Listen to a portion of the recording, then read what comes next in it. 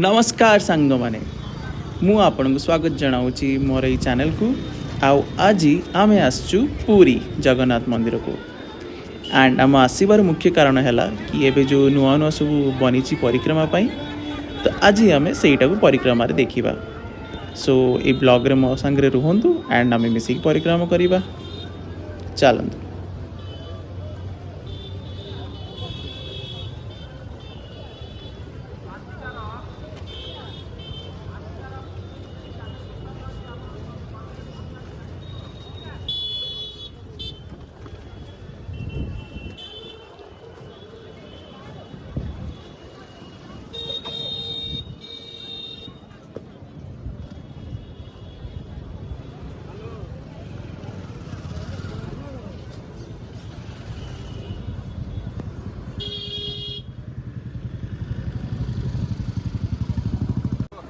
चलतु आमे एबे परिक्रमा आरंभ करिबा। आउ आमे आरंभ करिबा सिंहद्वार रु। सिंहद्वार पर आमे जिबा अश्वद्वार को, तापर आमे जिबा व्यर्घद्वार, आउ अंतिम रे आमे जिबा हस्तिद्वार, पुणी आमे बुलिकना आसीबा हमर सिंहद्वार को। तो एटा हबा हम पूरा परिक्रमा। तो सांग माने एटा होचे सिंहद्वार। आउ एठी जो स्तंभ आमर अच्छी, ये जो स्तंभ बड़ आप देखिपे, यहाँ हूँ आमर अशोक स्तंभ। बहुत विराट बड़ स्तंभ अच्छी। यहाँ पूरा आमर से मंदिर पूरा सामने देखिपे।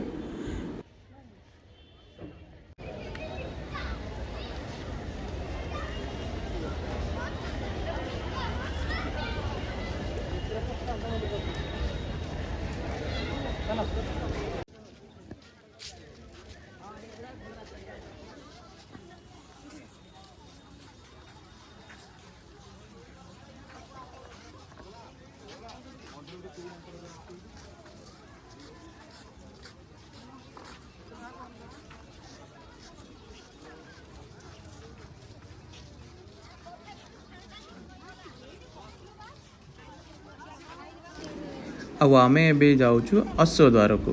अश्वद्वार कौटा यही पाखे आम अश्वद्वार पाखे अच्छी आम बजरंगबली मंदिर अच्छी ये गोटे। आउ ये आप देखिपे आमर गोटे अश्वस्थ गच्छ अच्छी, जोटा कि बात्या बेले भांगी जाइतिला।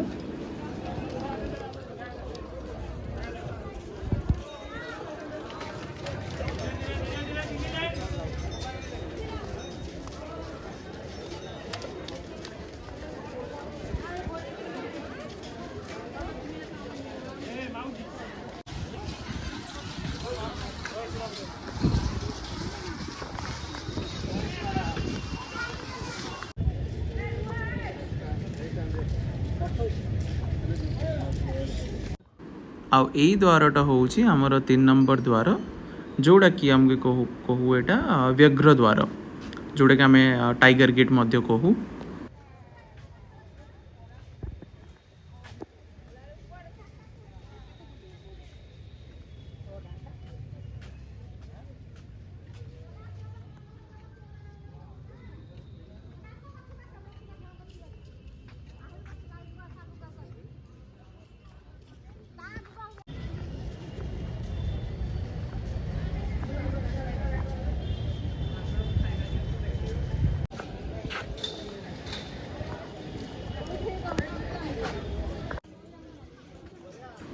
आउ यही जो द्वारटा ए देखिए आप, यहाँ हूँ आम 4 नंबर द्वार, जोटा कि आम कहूँ हस्ती द्वार।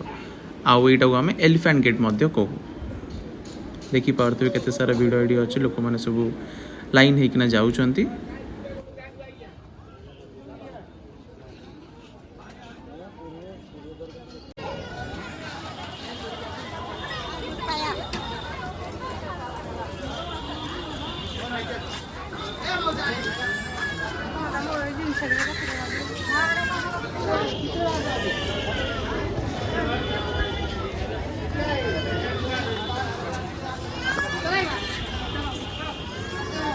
एठी एबे आमर परिक्रमा शेष होउची। 4टा द्वार आम ए सारी सारीचु। आ देखो केते बढ़िया देखा जाउची ए श्री मंदिर आमर। आशा करूथि आपन को परिक्रमाटा भल लगी। आ जदि आपको भल लगे ताहले ये वीडियो टी लाइक करंतु, ये चैनल टी को सब्सक्राइब करंतु, आउ जेते पारिबे आपन सांग माननकु ଏ ଭିଡ଼ିଓଟିକୁ ପଠାନ୍ତୁ ସୋ ଦ୍ୟାଟ୍ ସେମାନେ ବି ପରିକ୍ରମା କରିପାରିବେ। ଧନ୍ୟବାଦ।